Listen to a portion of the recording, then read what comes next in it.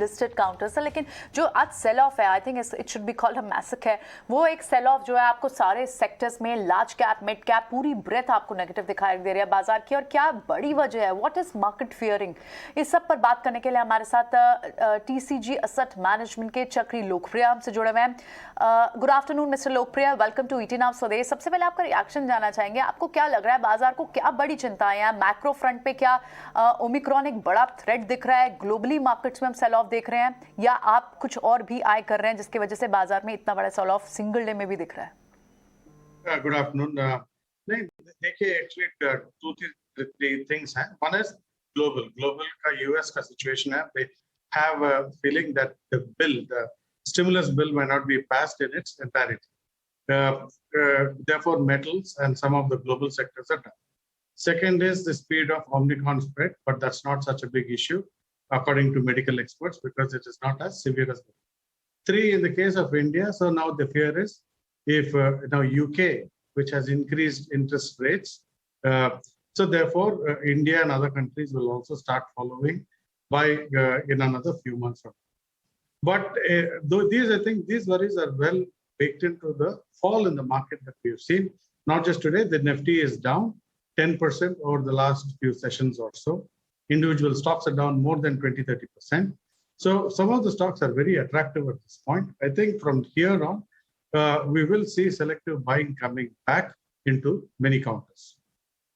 Right mister Lokpriya, grass is greener on the other side. बिल्कुल सही बात आपने कही कि इस गिरावट को, इस फॉल को इस तरह से देखना चाहिए कि आप कौन से अच्छे स्टॉक्स हैं जिन्हें पोर्टफोलियो में ऐड कर सकते हैं। ऐसे केस में आप कहां पर ज्यादा मौका देखते हैं? आपको लगता है कि लार्ज कैप में ज्यादा इंटरेस्ट रहेगा, शायद उन स्टॉक्स की जिनकी वैल्यूएशन ओवर स्ट्रेच थी, हायर वैल्यूएशन, हायर पीई वाले स्टॉक्स में शायद अब वो कम ल्यूक्रेटिव लग रहे हैं, या फिर what will be your rational of stock picking?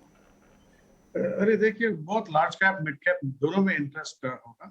It's just a question of valuations and growth. So banking बहुत गिर चुका है, so I think there some amount of interest will come back.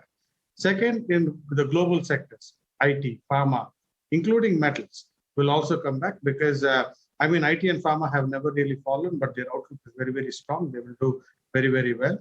And in the case of metals, the correction has been quite a lot. So you will see some interest coming back. The same thing applies to textiles, chemicals, and which are all largely mid-cap sectors. So now the question is, where do you go first? I think the global sectors is where we have to invest first, and then come to banking a bit later. Correct mister लोकप्रिय, एक सवाल इस समय ये बनता है कि जिस तरह का कार्नेज हमने बाजार में आज देखा है, इंडाइसेस की बात मैं करूं तो निफ्टी और सेंसेक्स करीब 2 से 2.5% नीचे हैं, लेकिन जैसा कि हम डिस्कस भी कर रहे हैं, मिड कैप स्मॉल कैप में ज़्यादा गिरावट है, 4 से 5% नीचे वो इंडेक्स दिखाई देंगे। अब सवाल ये है कि अब जब हम पोर्टफोलियो चर्न करें अपना, क्योंकि अब ये लेवल कई स्टॉक्स को लेकर अट्रैक्टिव भी हो जाते हैं क्योंकि काफ़ी गिरावट आ गई है, तो आपको क्या लगता है जो हमारा एसेट एलोकेशन है वो मिड कैप स्मॉल कैप की तरफ ज्यादा होना चाहिए, और we should stick to the leaders only, Nifty और सेंसेक्स के स्टॉक्स हैं उन्हीं पर फोकस बेटर रहेगा? नहीं देखिए, बोथ मिड कैप और लार्ज कैप दोनों में वैल्यू है। जहाँ पे where the valuations were run really high in both large cap and mid cap, that is why you're seeing the correction coming. In the case of IPO, some of the leverage जो था system में, because of that you're seeing some amount of fall. For example, the anchor books expiring and investors coming out. But that should not be a read into the overall market, because some of the IPO stocks were priced at higher valuations and therefore they also fell. Like Shriram is a good example of today's listing. So I don't think we should take it into a broader context. I think broader context, the fears of one, inflation, therefore interest rates, that I think will largely be controlled. Inflation will come down. Omicron, I think, is like the health experts say, is not such a, because today there is vaccine available and therefore it's not such an issue. Third is US is doing very, very strong with or without the stimulus. So I think the markets will settle in the days to come.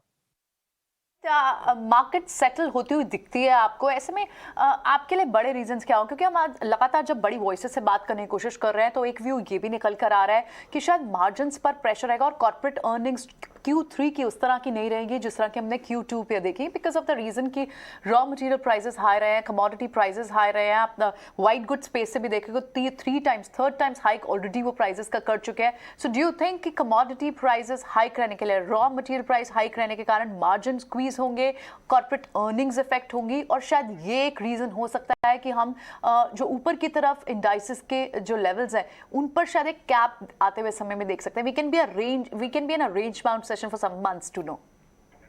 देखिए, commodity prices में जो hike आना था वो हो चुका है, and यहाँ से I doubt there is going to be any serious mister further लोकप्रिय, इंक्रीज इन आपको रोकेंगे 1 मिनट के लिए, आपसे फिर से कनेक्ट करेंगे, लेकिन इस वक्त निर्मला सीतारमण पीएसयू बैंक्स पर एड्रेस कर रही हैं। एक बार आप सुन लेते हैं उन्हें क्या कह रही हैं पार्लियामेंट में।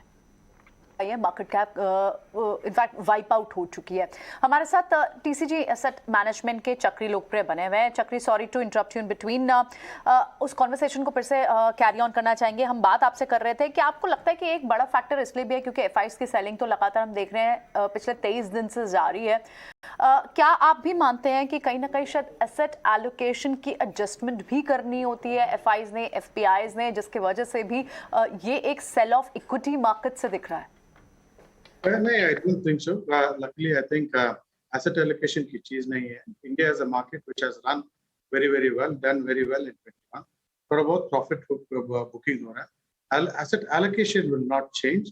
So going into 21, शायद they'll again come back in the first week of January. Now अभी अगले हफ्ते से Christmas holidays हैं FIs के लिए. So I don't think that should be read too much into the situation. And second is also the inflation in India is under control. India is just like the finance minister spoke on your channel just now.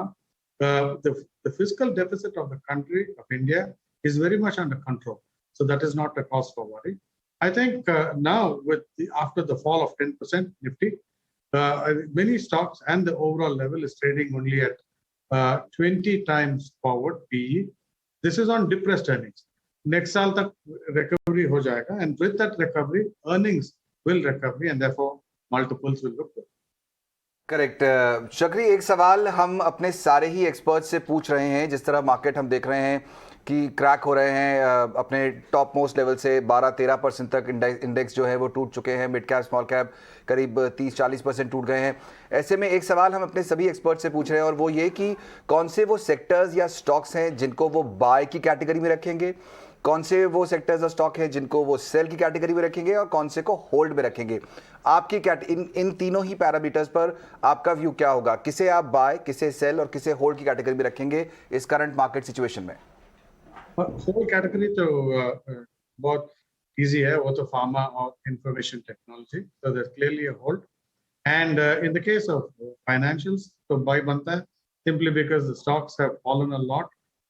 Credit growth next year will pick up as in India. As credit growth picks up, financials will be the first to benefit. And in the case, I think in all the metals and other export-oriented sectors have taken a big hit in the last 1 week. They're down 20-25%. So clearly, I think this is a market to hold and buy selectively. चक्री, बहुत बहुत शुक्रिया, thank you very much. आज आपने 18 देश को अपना कीमती समय दिया। अच्छा लगा आपसे बातचीत करके, और उम्मीद करते हैं जल्दी आपसे वापस मुलाकात भी होने वाली है। बहुत बहुत शुक्रिया, थैंक यू वेरी मच आज कार्यक्रम में जुड़ने के लिए। खैर, बाजार की गिरावट